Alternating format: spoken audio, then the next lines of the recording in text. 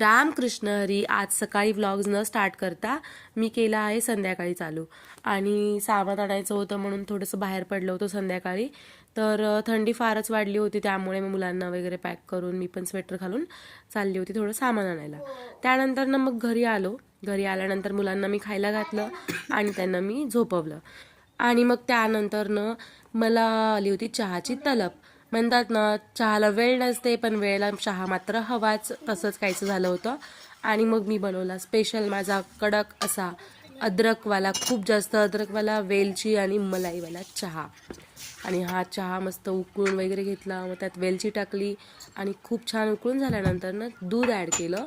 आणि दूध ॲड करून हा चहा वेगवेगळ्या शेपच्या कपमध्ये गाळून घेतला आणि आम्ही तो एन्जॉय केला.